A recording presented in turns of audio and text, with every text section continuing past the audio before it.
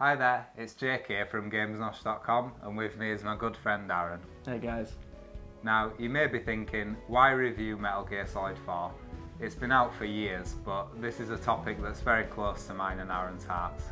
We feel the hype surrounding the game created an almost optical illusion surrounding it, making everyone think that it was the pinnacle of PS3 gaming and that it would end the console war. Lots of sites gave the game 10 out of 10 reviews, either to get the reviews out before anyone else, or just to pander to the fans, I suppose. So now the hype has subsided, we're going to review the game as objectively as possible. You say objectively, Jack. I am going to review this game as subjectively as possible. Metal Gear Solid 4 is the biggest disappointment of my entire life, and I am going to destroy it.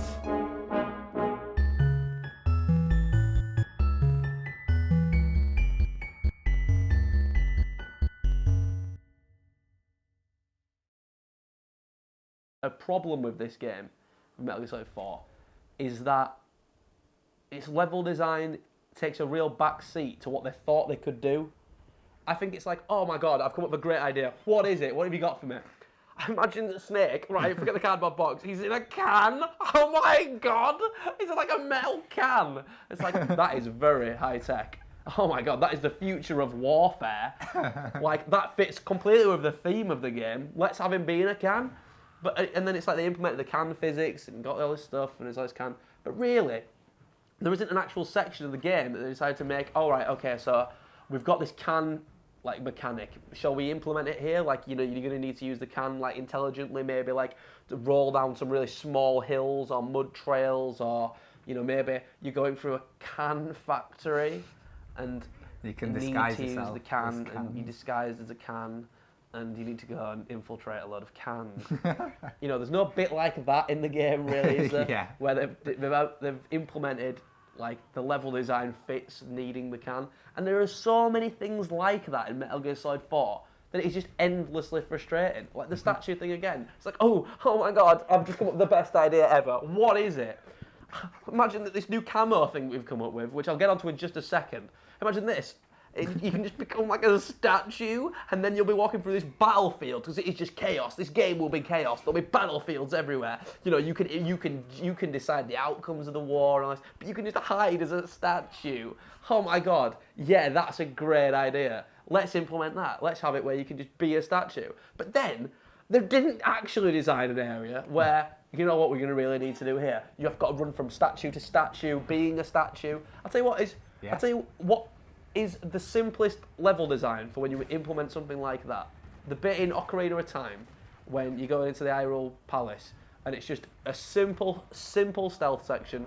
Guards are patrolling on a certain loop and you've just got to walk through the grass bits like that. Metal Gear Solid is all about stealth. So have sections where, like, I don't know, you're going through a field where all these statues have been blown to pieces or something. Or, you know, it's like I don't know, some kind of, you've got this weird, you're designing random battlefields. Design one that's built around loads of statues and have him be a statue then. Or, similarly, why was it not implemented in maybe the Laughing Octopus fight? Where stealth is everything. So maybe it's like, okay, she wants to be stealthy, I'll out-stealth her, and like you go into the things, and it becomes really useful. That would have been good. If you think about Metal Gear Solid 1 and 2, and 3 to an extent, when you're collecting all these weapons, it happens gradually over the game. It gives the game like this whole pacing. Yeah, like mild RPG. It has incredible pacing, basically. Yeah. With 3, you're collecting the camos, so it's not quite as paced. Yeah, 3 is not quite as good at that, but that's that's a problem with 3. That's his own problem. At the same time, you know, it's always got that thing where I've found a new camouflage suit. Yeah, well, certainly towards the end of the game, when you're getting some really good camouflages, like when you get the armor one and stuff like that. But yeah, that's really I would say 3 has it to the least extent. Yeah. 1 definitely has it to the most because of the health thing in 1. That it's really easy to forget, where like every time you beat a boss in Metal Gear Solid 1, Snake would go like this, and his health would increase, and there was no real reason for it. It just gave the game a really satisfying RPG element. That earlier on you'd get hit by worse enemies and they take off a certain amount of health. Later on, bigger things are exploding around you, and it does more damage, but you have more health, so... And very important to note is that on different difficulty levels, the items would be in different places. So the problem with Metal Gear Solid 4, of course, is that all that is now gone. There is no pacing to the game whatsoever, because we have the Drebin shop. Drebin points. Yes, you earn Drebin points by picking up weapons, and we're meant to believe that the Mark II, Octocamo's little robot, takes the weapon and drives it over to Drebin. So the robot is stealth, the Mark II is stealth. So basically, people are going to be seeing all over the battlefield weapons floating through the air, going to Drebin. Right, it's... The storyline reasoning for why this is happening is so convoluted and pointless. It's just, I can't even exactly remember the scene, but I'm sure Drebin's just like, you can get me all these guns from the battlefield and whip them over and I'll turn them into something. You'll get some credit with me, and then in my shop, you can build it. And it's basically just like, the more you kill things, the more points you get. So it's an RPG element, so obviously the more points, you can buy better weapons and all this kind of stuff. But that's also, so it's not even like they commit to the Drebin points. If that was the system and like literally you had like handgun and you could upgrade it and you worked on like a Resident Evil 4 style system where you were getting money, because that's an RPG element. It's literally like, and the weapons become more available to you as you go through the game. It's kind of like that. But the game has a massive flaw where it doesn't even commit to the Drebin points as its system, because as you go through the game, you get really good weapons by beating the bosses. Don't you get the Octoface from beating Laughing Octopus? Right, you get the Octoface from beating her, which, and I'm just kind of remembering this, because when I played 4 ages ago, Octoface from her, which makes your camo better. You get the railgun from Howling Wolf. Yeah, you get the railgun from, Howling... Crying Wolf. Crying Wolf, get the name right. God, have some respect for Crying Wolf. You sicken me. That was, oh, what an epic fight. Raging Raven. Oh, the grenade launcher. Never use that. Of course, you never use it, but you have a really powerful grenade launcher. You could probably shoot the hell out of things with. I never use it because all the other weapons are already really powerful. So you get this machine gun at the start of the game, the M4 or whatever. There's just like, why use anything else? My main point with this is the M4 custom. You get it for free in the first 20 minutes of the game, not including cutscenes. Probably the first 4 hours then. Drebin literally gives it to you for free, and it is the best weapon in the game, and you get it in like the 3rd area. So what's the point? So this RPG system, the Drebin points, that not only have the most convoluted reason for existing that has ever happened in the game, it makes no sense why this would even be a thing within the Metal Gear Solid world. They try and give you this reason as to why you now have this weird point system that essentially makes the game Call of Duty. You also have like 100 weapons in this game. I remember like you're looking at rocket launchers. You've got like anti-aircraft launcher, like slightly like I'm sure there's like a flare gun or something you can get, and it's like not only do you never need a rocket launcher in the whole game, like look at these XMB ID locked.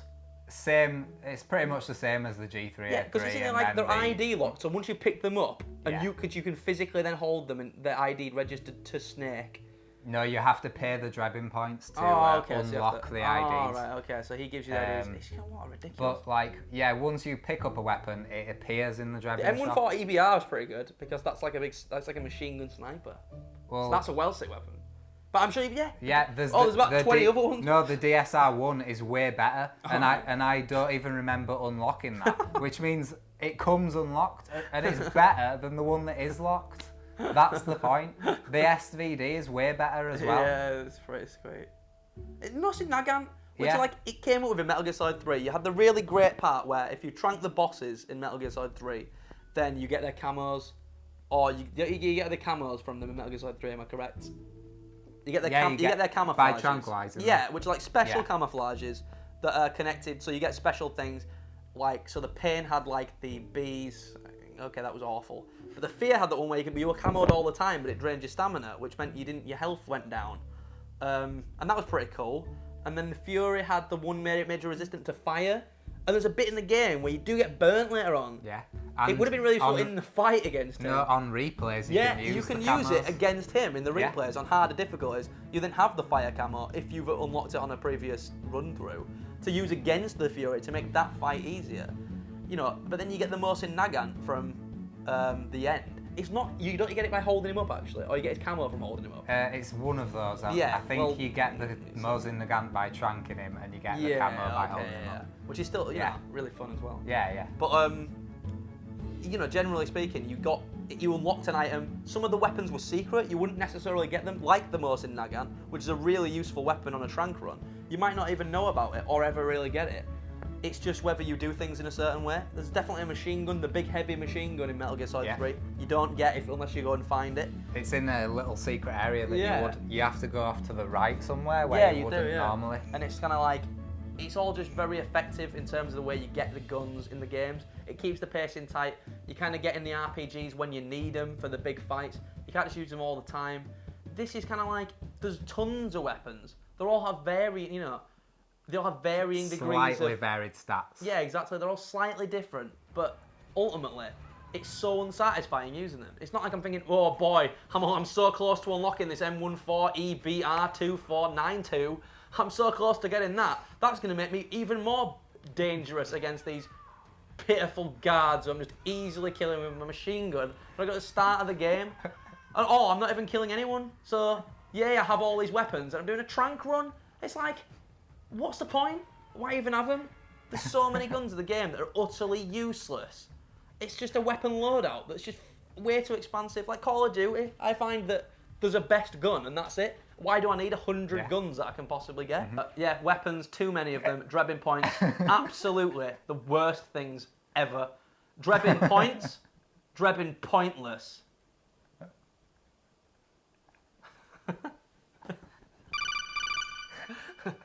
The codec in Metal Gear Solid 1, 2 and 3, right? Yeah. I think absolutely phenomenal. One of the best parts about Metal Gear Solid. Absolutely love it. And basically, the reason why in Metal Gear Solid 4, I just thought, what the hell's going on? They just decided to scrap it. And it goes back to Octocamo just saying, press X to crouch and you're in game. It's essentially scrapped. Yeah, it's scrapped, basically. For an in-game tutorial that most modern games have now. Yeah, where it's just, as you're doing something, it tells you as you're doing it. Let's be the same as every other game. And basically. I think it's massively to Metal Gear Solid 4's detriment, mainly because you could sit.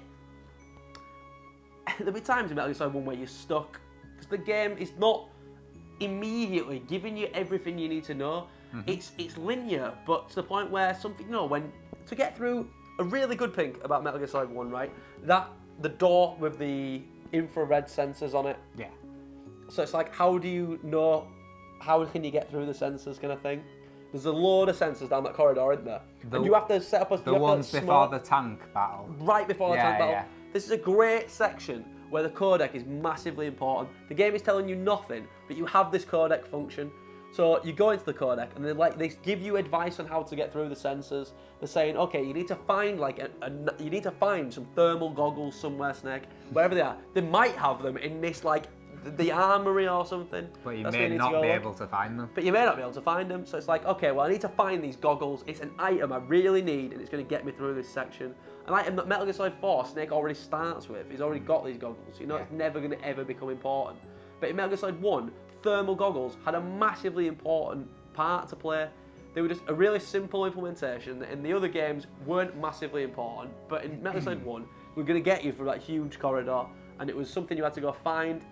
Like a simple RPG element where you find something, you get a new ability, and you'd be able to advance with the game. That is how it worked. But also you had the thing where you could do it with a cigarette, and you could kind of light it up with that.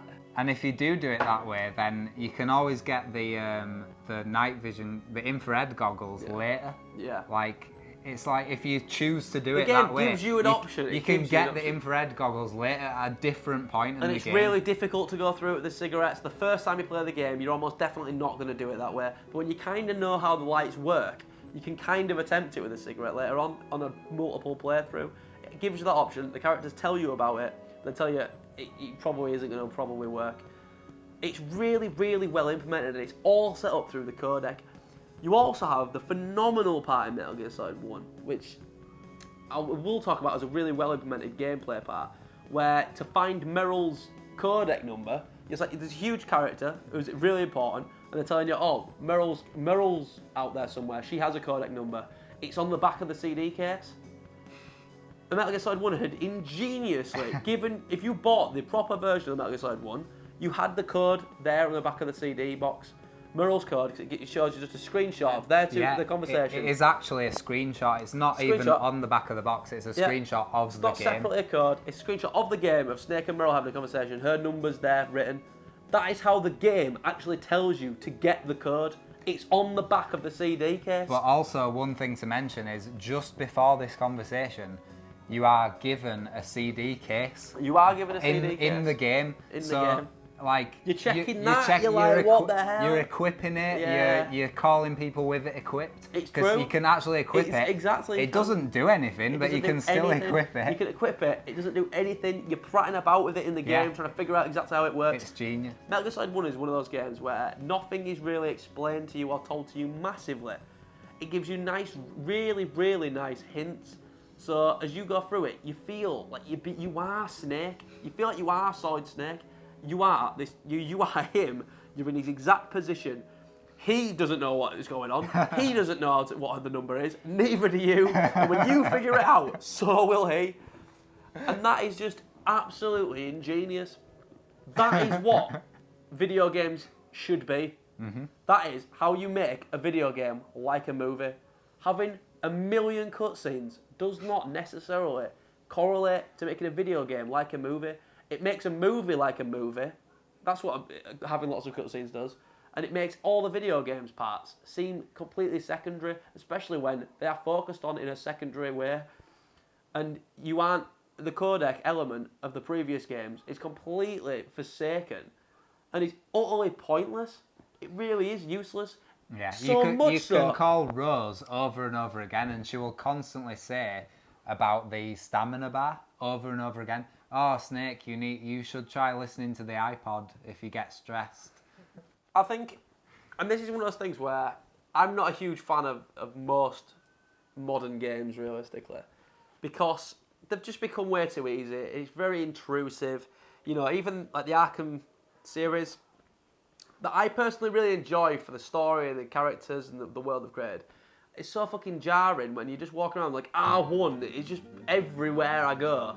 There's this R1 thing. As if I am such an absolute moron. I'll just forget the button for grappling. You haven't learned it yet. Like you don't know the button for grappling yet. It's R1, it's R1, it's R1, it's R1. Just in case you get to dodge, triangle right there. It's there whenever you need it. It's there. You can even try and turn all the hints off and stuff. They still come on.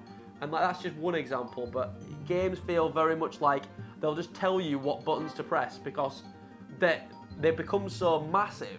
And this gamepad has like how many buttons on it that are supposed to do so many different functions. They're like, your character's supposed to, sometimes he'll roll, sometimes he'll jump, sometimes he'll do this. Depends where you are, where things will happen. And it's like, it's not like an old platform with X and jump and you build a whole game around that. It's now like, the games aren't built around that. Your character can do absolutely everything.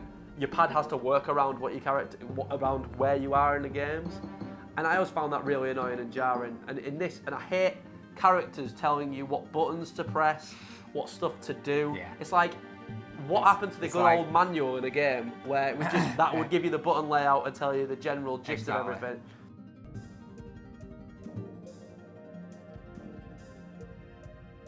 This is one of my favourite parts of the game, and I'll tell you why.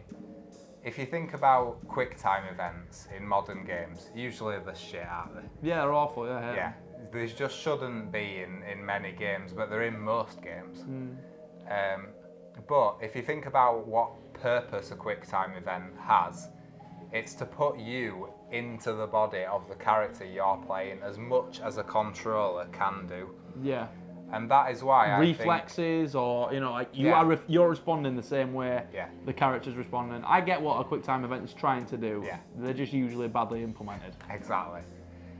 But I think that this quick time event in the microwave corridor is perfectly implemented in that you have to mash triangle so many times in quick succession that you are, by the end of it, you're exhausted. You feel like you have just walked through the microwave corridor.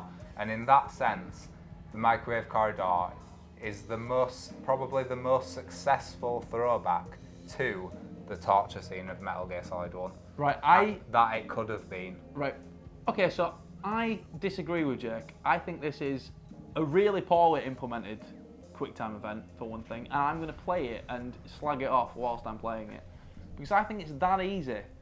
And it's so confused by the weird cutscene that's going on during it that you don't even appreciate the enormity of Snake's predicament here. So Snake's walking down this corridor and things blow up on him. He's walking through a microwave. Now, I don't know if you've ever put metal in a microwave, but things explode, things get bad, all kinds of horrible shit happens. Imagine if you were in a microwave, you would explode and die. And that's what's gonna happen to Snake. He's like, parts of it, his shoulder's just blown off, he's just stumbling all over. The little robot's fine, don't know how that's happening.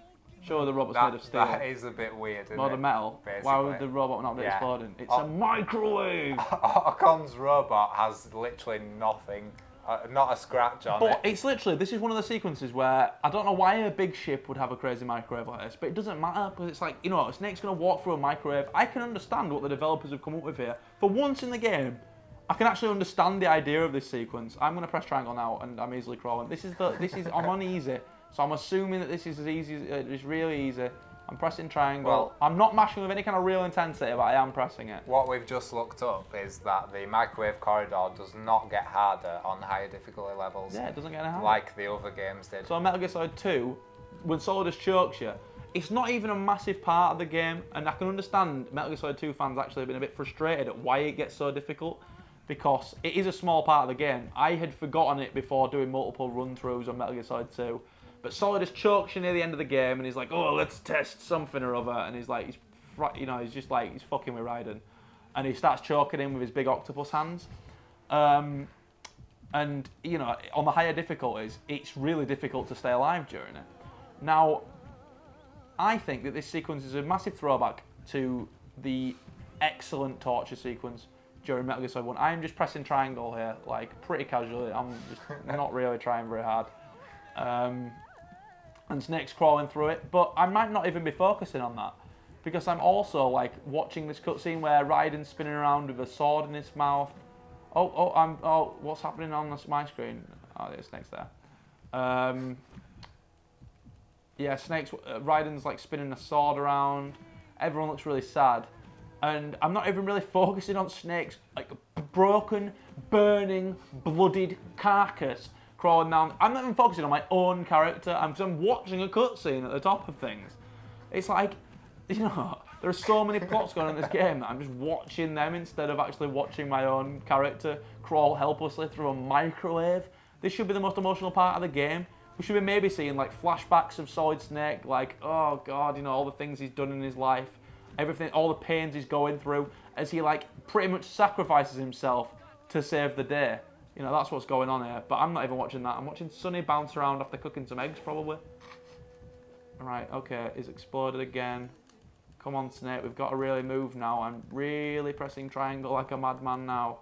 Well, apparently, once you get past a certain point, it's an automatic win. Come on, Snake, come on. He's run out of health and everything. Oh, yeah, I've won it. I think once the solid eye explodes, that's probably the point where you have won, basically. So I didn't get to the end of the corridor. I actually lost the sequence. I didn't get to the end of it. I was mashing triangle like a madman there. I was like, oh, come on, Snake, move. I was trying to will him on. I was mashing it as hard as I could, but I knew I was going to die. Everything was running out. I was going to die. But don't worry, because the game, that's the end. It doesn't matter. You get past a certain point. I had to literally leave Snake at the beginning of that stage for him to die. I had to not press anything.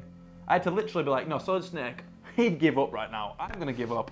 Solid Snake's going to give up. We're all just going to give up. And I'm not going to press anything. I'm not going to try and survive. And that is the only way that Solid Snake can die during that sequence. Now, compare this to Metal Gear Solid 1. Okay, Metal Gear Solid 1 has exactly the same... So if I die in that sequence, well, I can just press continue and start right back where... You know, even if I intentionally kill myself in the microwave cutscene, and I'm going to call it the microwave cutscene and not the microwave hallway, because that's all it is. It's a crap cutscene where I'm pressing triangle, just hurting my thumb. If I intentionally kill myself in the microwave cutscene, which is the only possible way that I might die, because even if I try just a little bit, I will win the scene. If I intentionally kill myself, I can press continue and start right back before the cutscene happens. So there's actually nothing at stake whatsoever. In Metal Gear Solid 1, you have the Sniper Wolf fight. So you fight Sniper Wolf in like a sniper fight, and that leads you into the Ocelot torture room, where Ocelot tells you, he literally breaks the fourth wall of gaming, he says, "There are no more continues here, friend." Like, "Don't even try using auto fire or I'll know." And he's like saying, don't use an action replay. You can't cheat him. He's that smart. It's like, you mate at home, don't fuck about, don't use auto fire. And there are no continues. I know you've been continuing every time you die. That won't happen here. Unless you've saved it recently, you're gonna fucking die for real. Ocelot, he's gone mental. He really is. He's just forgot about the game. He's literally like, you fucker. And the reason that's so important and so excellent is because just before the Sniper Wolf fight, you have no idea you're about to get tortured. So just before that fight, there is a huge backtracking section in the game that is probably the only bit in Metal Gear Solid 1 where you're like, oh, bloody hell, I'm gonna have to go back all the way back there. And it's like, and it feels tedious, it feels annoying to do it, but that's all part of the genius of that section. You've had to do this massive backtrack to go and get the sniper rifle, to go and fight Sniper Wolf. You've never even thought about saving the game. So you might have literally had Merrill get shot, saved it after that, thought, oh, that's a good point to save it. Because that's just after a cycle, like the, that whole like bit with the wolves and stuff, isn't it? Yeah. So you've had to go through. So that's already after a big section. So you might save it there, but if you've not saved it after that whole backtracking section, which you very well might not have done, especially when you first played it, then you might be thinking to yourself, Jesus, he's saying that there's no continues if I die here. He actually gives you a realistic reason to give in to the torture. Because if you could just press continue right before, like, oh, if you die here, you can just press continue like at every other point in the game, and nothing's at stake at all. If Ocelot said that, you'd just be like, all right, cool, I'll just battle as hard as I can in the torture, and if I die, I die, and that's the way it goes. But no, the game actually gives you a compelling, legitimate reason to give in to the torture. Like, you are mashing as hard as you possibly can, and you know it's going to end up. You are going to die, and you have to do that boring backtracking section again to go and get a sniper rifle, and then fight Sniper Wolf again. That was a tough fight. I almost died. I don't want to have to fight her again. I'm going to give in to the torture because I've not saved it at all before this bit. So I have to legitimately give in to Revolver Ocelot.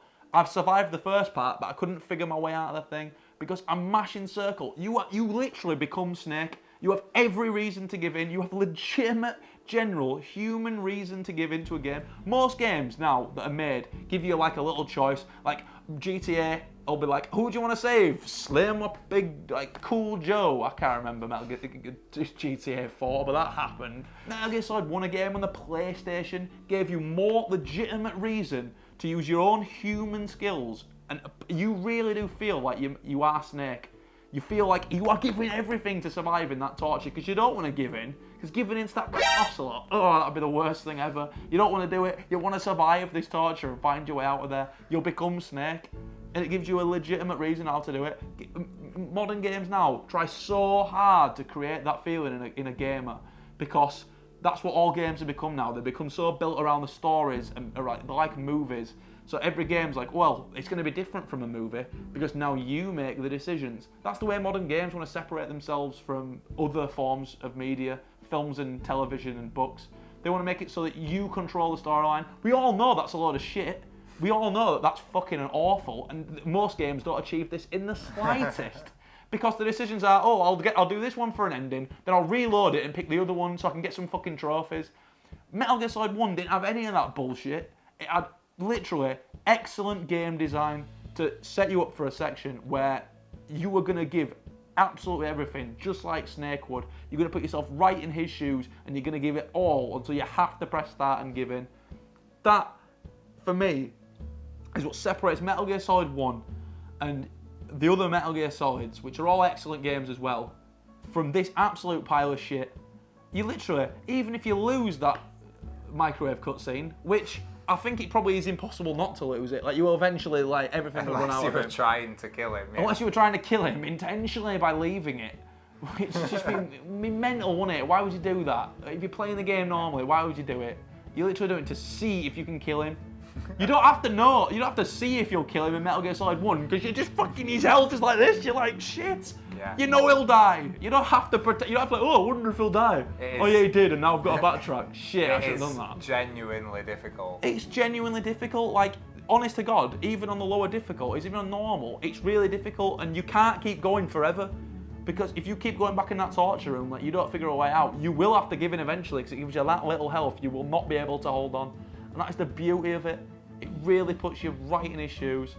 That's what Metal Gear Solid 4 tries to do at so many different turns.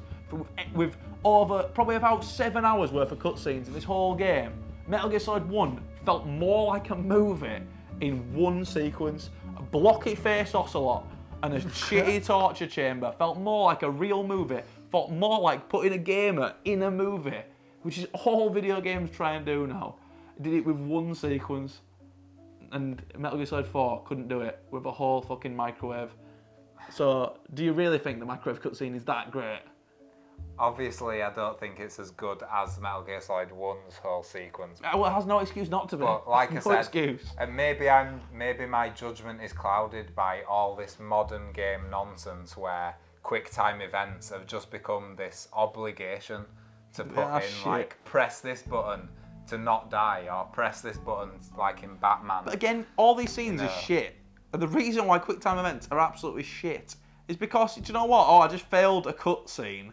Do you know what I can do? I can just press start, continue, and play the cutscene immediately again. Yeah, failing cutscenes is one of the biggest issues in modern It's just gaming. you can just do it all over again, kind of thing. Exactly. Essentially, the torture room in Metal Gear Solid 1 is a cutscene because I'm not like I can't run around or anything, but it's so much more compelling, and it's all built in just genius game design. The backtracking section's not there by accident. It's not there by accident. And it's like, oh, you know what? We need a backtracking section. Put it right before this bit where you can no longer continue the game. It ends the game if you die. It didn't fucking happen by accident. It's really sophisticated video game design. Something almost all games, but especially Metal Gear Solid 4, couldn't get their heads around if they were dreaming about it. Like, my God, it's so good. What's that weird Mura thing? What's that? What the hell is that? So What's that Mooka thing? I don't know what the hell that is. Let's go through the items then. Okay. Solid eye, we've covered that. All right, solid. Camera. Camera. I totally forgot that we had Oh, that. can you take pictures of like the fun, sexy women in the game, and then you can wank over them later? Is that a fun thing I can do? But- Yay! I have pictures I can masturbate over within the Metal Gear Solid universe. Yay me! But it's not like Metal Gear Solid 2, where you can take a picture of something like that and then call Octocamo on the codec, and he says funny things about it. Oh yeah, that was a really interesting little side thing that added to Metal Gear Solid 2's universe. Yeah. And had some really hilarious conversations that the developers had clearly put a lot of time into and thought heavily about. This game doesn't have any of those things. What's that magic? What's the Mark III? What the hell's that? What does that do for me? You can electrocute people. Yeah, with and you can it. electrocute people, and But it's just pointless. you might as well just tranquilise them or Yeah. sneak up to them, throw them down. Like, I remember it kind takes of using ages to get it out right. Yeah. You're in a bad area for that, yeah. I'm not going to get it out. Yeah. Not right now, anyway. Thank Christ. Noodles, don't need them, 'cause you don't need food. They were fun in Metal Gear Solid 3. I remember getting some noodles in Metal Gear Solid 3 and thinking, yes, thank Christ, I'm starving, I need noodles. Because I just ate a poisonous snake, because I'm an idiot. I just ate this poisonous milk snake, and now I need some noodles to like fill me back up, so I can like heal again, because I'm absolutely knackered. And I thought it was a pretty good system in Metal Gear Solid 3. Because it was like... Because it was you like... left it for a couple of days, your food would go off. Yeah, your food could go off. That was a fun little thing, because Yeah. then you could use it in that boss fight. That was really cool. Yeah. But like, but just the general system of the food, like the way it was kind of placed, like you wouldn't never have like so much food, like that you just like didn't need it. Like, and you get battered around enough. Mm-hmm. You know, you needed your splints and all that, where your health wouldn't recharge anymore. Oh, I forgot about that. And if you're That's poisoned fucking and the it. burning and stuff like I that, that forgot was about really it. cool, and it's such a cool health system. I thought they did a really good job with it. Yeah. And like changed it completely from Metal Gear Solid 1 and 2. Made it really like, you know, the whole eating system and keeping your stuff. The whole hunting thing was really fun. You'd see an animal, you'd be like, oh, I've got to shoot that and catch that because I've never seen it before.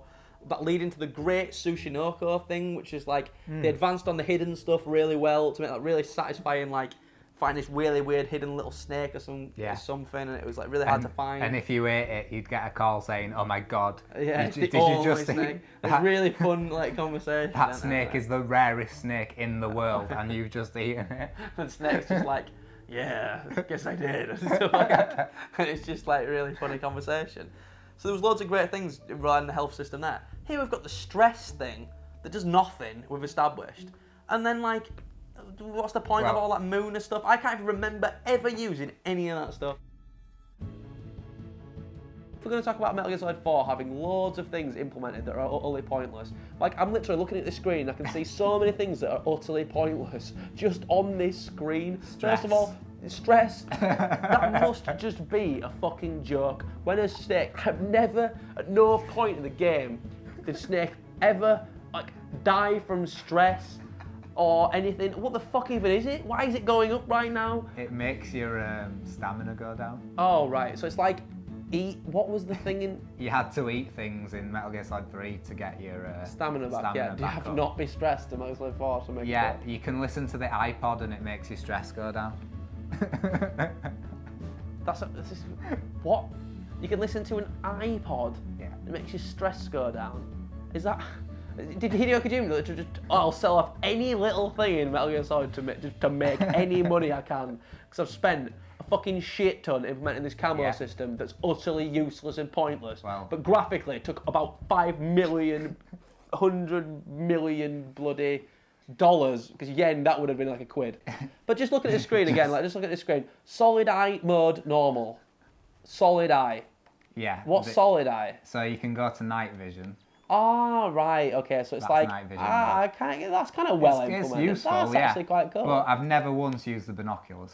Binoculars, oh, you need to, because you can see things from farther away. Yeah, no. Did you never, like, did you not, when you first played this game, right, that's bullshit. When I first played this game, I remember, at the beginning of the South America section, like, there's a bit where you can see loads of people fighting down below. And I remember crawling into some grass, getting Snake down onto one knee, and then using the binocular. That's a cutscene. No.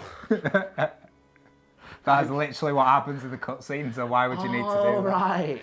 Oh, maybe that's why I remember doing it, because I didn't do it. A cutscene did it for me. You wouldn't need to use the binoculars. Oh, right, Because the cutscene uses the cutscene uses it for you. So you don't actually need to do it yourself. No. Ah, right. So the binoculars are useless. Because the cutscene did it for me. Okay. That explains why I can remember that happening. Because in my mind, I was like, oh, I really want to like play this as if I'm really, really Snake. So I'm going to go over there, sit in that grass and use a binocular. But it makes far more sense if the game just made me do that. Because realistically, I would never ever do that. That sounds stupid as hell.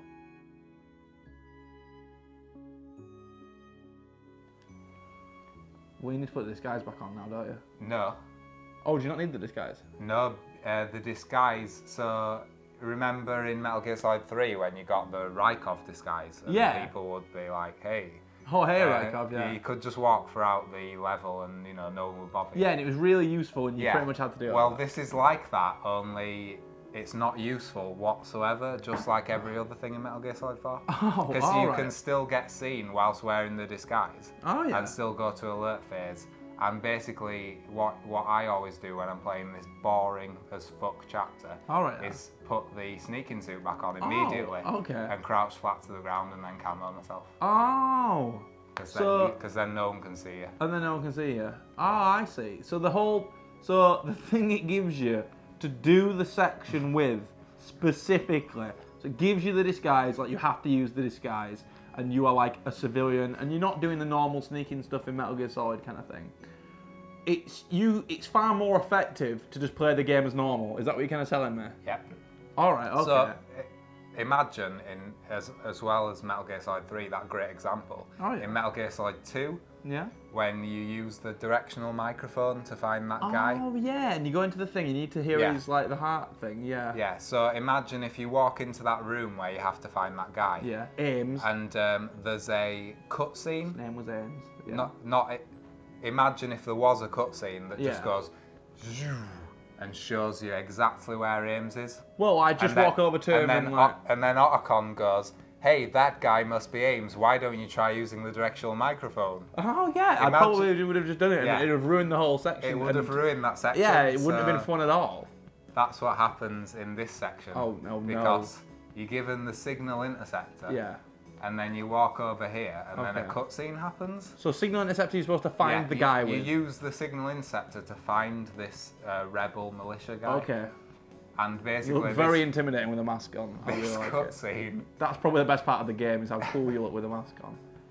Sorry, continue. Well, So this cutscene, okay. This cutscene just. This guy looks a little bit shifty. Yeah. So He's looking behind his back. At this point, we don't know whether he's the rebel. Yeah, he could just be like, he could just be a regular. He could civilian. just be cheating on his wife, and that's why he looks a bit suspicious. Oh, wait, Octocamo just told us. We found him. That's a resistance member. Oh, well then we best start tailing him. I guess we better follow this guy then. Oh, it's been forwarded to the map. That's sweet. Yeah. Should we just unequip the signal interceptor then? Another thing about this chapter that I hate is that it's incredibly short, as all the chapters are. Oh yeah, I remember this chapter being like, it's the tailing bit, and then you find Eva, and then you do the car chase. The tailing bit is the entire chapter, and the thing is, the only length this chapter has is like, is only because this guy walks slowly, and every 20 seconds or so he just stops and turns around. That is the only length that this chapter has. Like, if it weren't for that, then this chapter, you could run through it in about 2 minutes. Well, yeah, I don't feel like the map's not particularly big, is it, really? Not all. What is happening, really? Like, you've broken the game by not using the disguise. So the only point is to walk behind him like you look normal, like, oh, I'm just going to follow him like I'm a normal guy. So you feel like you're an investigator, and that's like a really cool, like, you get into the, you feel like you are Snake. In this, you just sacked that off, decided not to use the interceptor, and he's there. We can see him right there. It's so easy following him. Nothing's even coming your way yet. I remember there is a bit, though, where some guards come out. So there's a guard stood there. Oh, there's a guard, okay. He's there in the shadows. Can you see the guy? He's on your map as well. He's on the solid eye. Yeah, but you can still follow the guy. I can see him walking around, I think. Like, on the radar. No, he's right there in the shadows. Oh, right. If he turned and looked at me now, he could see me, actually, so I better do my camo again. Do your camo again, yeah. Get re-camoed.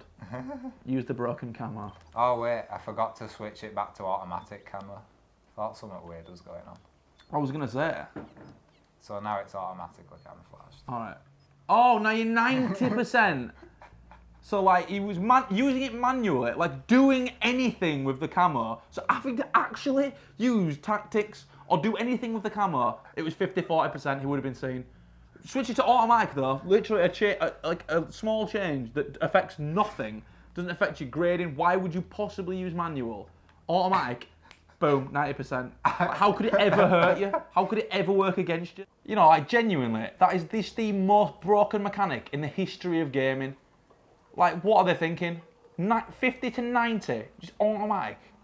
Honestly, what is the point of this whole thing? And the thing is, as well, I didn't even realise that I didn't have auto camo on. So I was, playing the game wrong. And badly, I didn't. You were playing it shit. I was playing it badly, and I still didn't get seen. Ladies and gentlemen, that is how easy Metal Gear Solid 4 is. I don't think tailoring missions are that bad. I know you're saying, like, you really hate tailoring missions. I do hate tailoring missions, and I think this is one of the most boring tailoring missions. This is absolutely one of the most boring tailoring missions I've ever seen. Yeah. This really is dreadfully boring. Yeah. And just stopping every 30 seconds, turning round. It's not even engaging particularly at all. Who's that? He's come over, he can't see shit, and I've just shot him easily. And there's no one else around to even see that you've shot him. They don't come in pairs. There is no tactics whatsoever to this military operation. Yeah. It's so easy to shoot one, move on. There's nothing that's going to stop you at all. The thing is, I remember taking this mission seriously. I do actually remember this now. Yeah. Taking it seriously, wearing the disguise, using the signal interceptor. And then eventually, I just started like, right, okay, I can't really see nobody. I'm just going to leg it to the next bit, shoot them and leg it to the next bit. And I just started playing it a bit like a loose cannon. Yeah. And it just worked fine, and it just sped up the whole thing, and I completed it, and it was like, what was the point of that? Well, yeah, you can actually run to the last section, and then use the signal interceptor, and then tail him from there, and that does speed the process up, like you say. So you might as well get seen at the beginning, have the guy run off, and then run to the last section, and then it is so him seeing you, it doesn't like go... and Colonel Cam was like, he spotted you, Snake, you gave it away. Like, there's nothing like that in it at all. It's literally like, There's nothing bad happens when you ruin the mission. Yeah. So it's not like the many other bits. There Like, are no consequences whatsoever to being seen. this is so clunkily implemented that it's just absolutely awful. It's broken. It's like, oh yeah, so it's like, okay, Snake, you gotta follow this guy. I've got you a cool disguise and everything. Oh, you know what, Anakin? I'm just not gonna wear that disguise. Yeah, I'm just gonna put it on all my shit. Oh, what? What? Yeah, thanks for getting me that coat and that face and everything. Yeah, real good job, but I'm not gonna wear any of it. I'm just gonna put on the camo and do exactly what I've been doing all along. In fact, I'm just gonna scare this guy right now, see where he goes. I bet he runs to where. It's just like, what the hell? What is the point? How do I feel like Solid Snake? This isn't what Solid Snake would do. Why would Solid Snake put back on his camouflage and a fucking face mask? Orcon's telling him to fucking stay in this disguise. But it's far more effective as regards to the gameplay to just do what you're doing. You're 90% camo because you know what? You don't even. It's not the fact that you were just in Malaysia a bit ago, so maybe you wouldn't have camos that are fit for the streets of Berlin.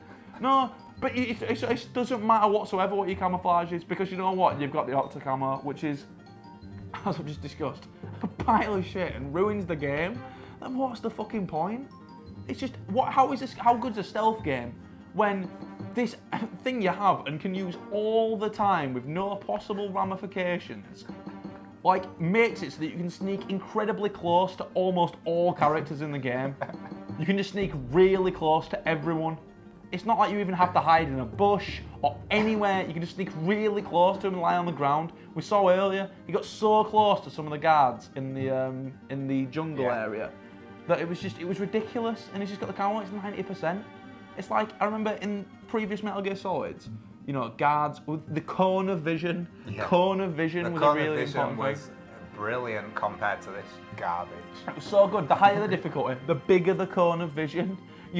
You knew you'd been seen. You couldn't be like, oh, I didn't see me. You know he didn't see you because of the cone of vision. It has nothing to do with whether he would have seen you down this corridor, this brightly lit corridor in a tanker. It didn't matter. It doesn't matter about that. It's not about that. The gameplay is about the cone of vision, and you knew you could enter the cone of vision. You knew you could leave it. That was how it worked. On this, I ain't got a clue how anything works. Just that you can get incredibly near to everyone as long as you're 90% camo, which you always will be. It's just, where's the element? Where are the stealth elements? Even on Big Boss, you'll still be 90% camo. And that's just ridiculous. And yeah, what were they thinking when they implemented this Octocamo? They think, oh, this will make all the stealth elements more fun. Or did they actually invent this section to make it a stealth part of the game? Because the previous sections almost encourage you to work with the militia and get into gunfights. Yeah. That's the way the game seems to flow with me. So then they think, all right, we need a stealth section. Okay, we'll have one where you're trying to tail this guy.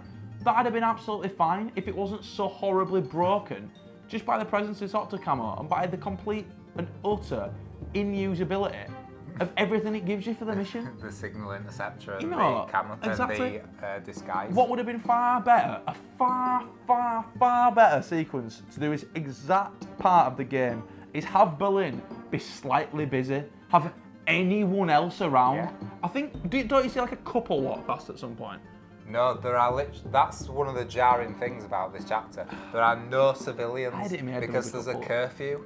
And that's why, even in Snake's disguise, you will still get an alert because there's a curfew in place. So what's the point? So what is the fucking point? It's like you've got to sneak whilst in this disguise anyway. So what's the point of it? Tactical espionage action. That's not what I'm getting from this, if I'm honest.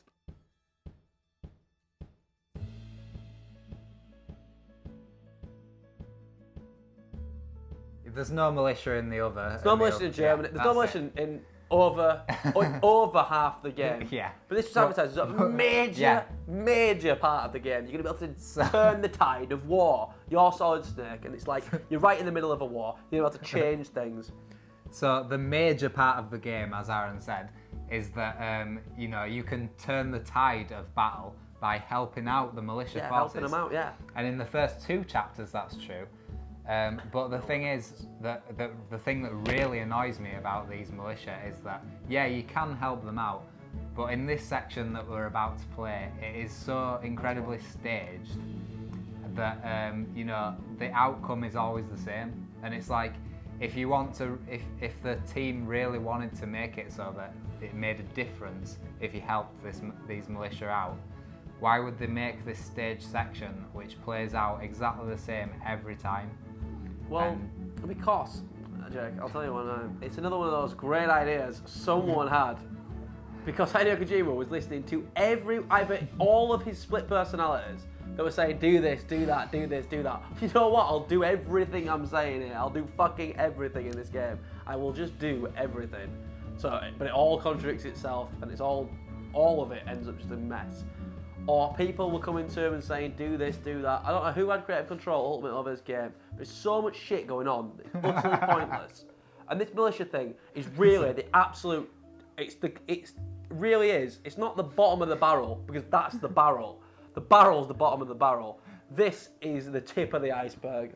Is this ridiculous militia bullshit that happens throughout the whole first two sections. You think it's important. You think, oh, I can help the militia, but it isn't important at all. So you can see me here, just sat here, right? And there's all these militia fighting the PMCs. They can't see me, even though I'm right there. Well, yeah. and Snake, right now, because we've loaded from this section, is only 7.7% stressed. Yeah. He's in a war zone. I just saw a grenade go off right there. He just doesn't give a fuck. So it should be more stressed. You think it should be more stressed? The stress should be related to what he's going through. Like, if he's in a fight, he gets stressed more. Don't you think that would be reasonable? A reasonable implementation of this fucking bollocks system that makes no sense and has no implementation, has no effect on anything. No, we won't do that.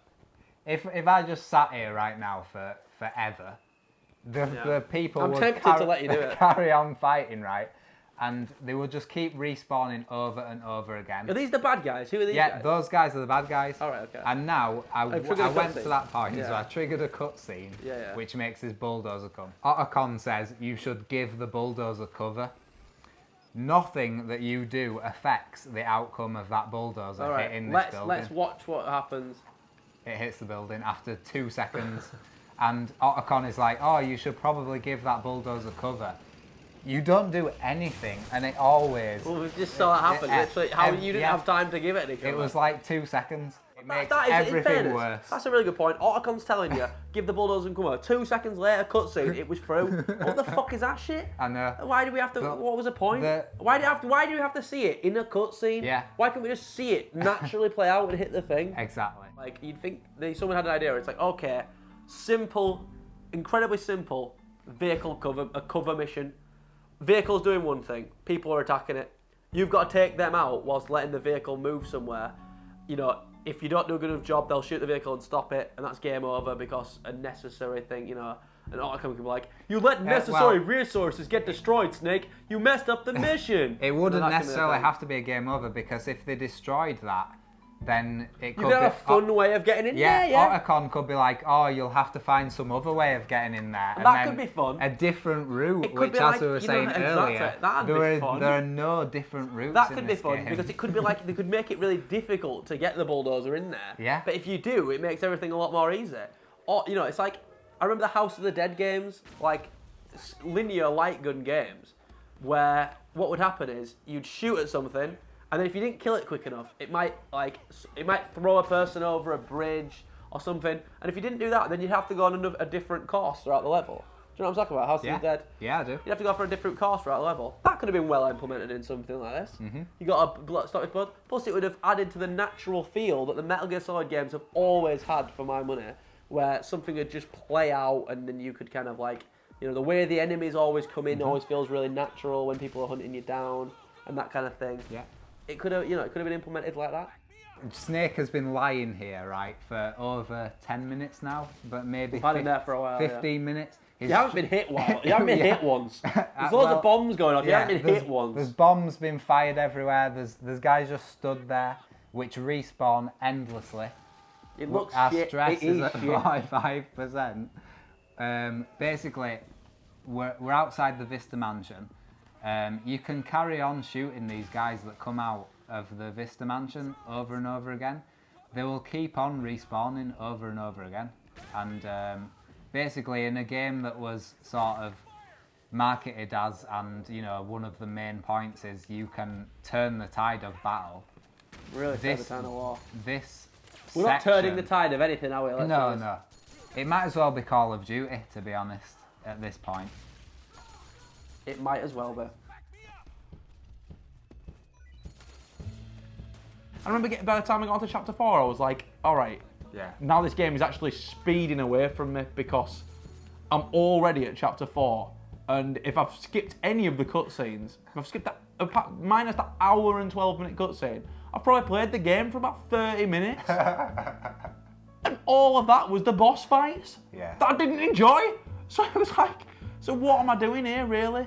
It's madness. I felt it's the same. Absolute like, madness. When I got to chapter 4, I seriously was like, this chapter better be really frigging long. Really up. This better be the longest chapter of any chapter of anything. It better literally be like chapter 1, 2, 3, 4, 5. Really drag this shit out. And no, chapter 4 is a whole nother subject. Chapter 4, we don't fight a single human, so a load of the stealth elements are all gone. Yeah. By this point in the game, the whole thing about the militia, so all the confusion we had with the militia, like, do we give them a ration, does that help? Or are we going to help them win the fight? No. All of which is incredibly poorly implemented due to no backtracking sections. So the benefits of having, like, helped the militia are never realised. Helping them and then going on to the next section, you'll never see any of them again. It has nothing to do with the plot, because none of them are any kind of actual central characters. So the militia part, horribly implemented. But do you know what, guys? It's gone after 2 sections. So the whole turn the tide of battle, that whole thing where it was that the game was hyped up around, lasted for 2 sections and then is gone. And in its place is a tailing section that is dog shit. And then a bit where you got to fight a bunch of robots. And guess what? If you're smart and you're doing it on second run-throughs, you just hoard all your chaff grenades, throw them, and run through the whole fucking section. That's the advised, advice. Well, advised advice. Well, we'll cut that. But that is what they would recommend you do, especially on a big boss run. It's like, oh, hoard your fucking chaff grenades, because you're going to need them for this section. Throw them, run through it. Oh, what? So I don't need any kind of skill or intellect to get through it? No! All you need are chaff grenades. That's all you got to say about chapter 4. Chaff grenades? What the fuck is that shit? So speaking of the chapter 4 robots, that leads me to our other point that we were just talking about Motosada Mori, who is the military advisor on Metal Gear Solids 1 through 4. And we knew this.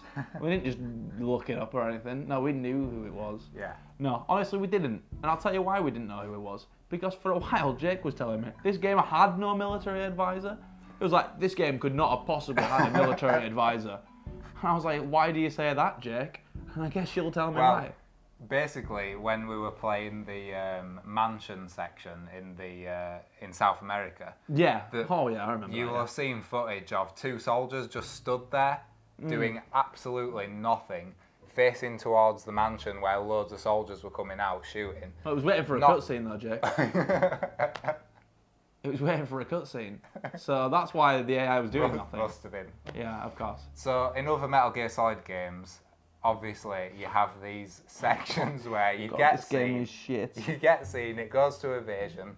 You have these sweeps of areas where the patrols will come in, and the military advisor said, this is how the military do this shit. And make your AI do this shit as well. Make your AI as realistic as possible. All the other games had this. Metal Gear Solid 4 does not have this whatsoever. There are no formations, there's no patrols, there's nothing. And I'm 100% sure that the military advisor just showed up one day. Just so they could have him. So they could have him in the credits. And he's like, oh, Metal Gear Solid again, do you need me to do any motion capture? No guys, we've got it. It's like, whoa, I could really do some. Well, can you jump on walls? Can you be a big, 2-footed robot? Can you dance on a robot with knives between your feet? Well, no, I'm a military advisor. Well, then we don't fucking need you, Maury. So fuck off. It's like, but I did all the mocap on some of the other games. Like, you needed me. I'm a military guy. Do you think we need anyone from the fucking military here? No, we don't, mate. Do one. That's what they'll have said to him. Because this game completely abandoned everything that is exceptional about the other Metal Gear Solid games. Even Metal Gear Solid 1, you get seen by someone. Do you know what he goes? He goes, huh? Whose footprints are these? Oh, huh? What's this shit? Oh, what was that noise? It says that, and then he goes to his mates, he goes, I think I just saw somebody. And they're like, oh, really? Oh, let's go investigate. Like any normal humans would do. The guards have some serious banter with Snake in the other games. You know, you could, boom, exclamation point above someone's head. That is iconic, and that's all embedded in gameplay. So what we're saying is Metal Gear Solid 4 has worse AI than a PlayStation 1 game. Considerably worse AI than a PlayStation 1 game. I mean, I would say that the whole patrol section is never better than in Metal Gear Solid 2. I think it's really effective. They really upped the ante from Metal Gear Solid 1. They had guard teams like, you know, they even have like that guy where if you took out certain people, the guy would be like, Block E, report. Yeah. Oh, send another team in there. So it's like, oh god, you have to do things quickly if you're going to start knocking people out, or, you know, you have to hide bodies and all that kind of stuff. You can shoot the radio. You can shoot the radios. They made loads of gameplay elements that were really necessary. Like, you hiding in a locker wasn't just for fun. Like, it was really important that you could actually do it in a game. The boxes, they were really important in Metal Gear Solid 2. That whole section is just excellent, and every stealth section is fantastic because of how sophisticated the AI is. You know, they seem to work as a team. You can't just take out random people. You can't just do what you want. We just showed there, you can do whatever you want. Section 3, you're just shooting people in the face and sneaking through. You don't need a disguise. You're just doing whatever the fuck you want. It's like everything that was great about those previous games is just abandoned here in Metal Gear Solid 4. It's not even a stealth game anymore. It's like a greatest hits game that fails in trying to be a love letter to all the other Metal Gear Solids. The gameplay of Metal Gear Solid 4 falls so badly short that it ends up almost as like a disgrace. It's an insult to the previous games, despite it working so hard. Literally, it's a fucking fanboy of the other games, it's Metal Gear Solid 4. Every great thing about the other Metal Gear Solids is referenced, mentioned, or becomes massively important to the plot and gameplay of this game, and yet it delivers so horribly upon every element of its gameplay that, frankly, any review that gave it over a 6, and I'm being really kind there, they were bought off, or they were just so fucking high on some decent graphics and some shitting fucking camo where you lie down on the floor like a corpse, or they were so taken back by some hot bad guys who shuffle over to you like a corpse that they decided, oh, this game must be a 10. No, this game is like a 4 at best, and I'm being incredibly kind. They didn't want to get rage from the fanboys. Well, you got it now!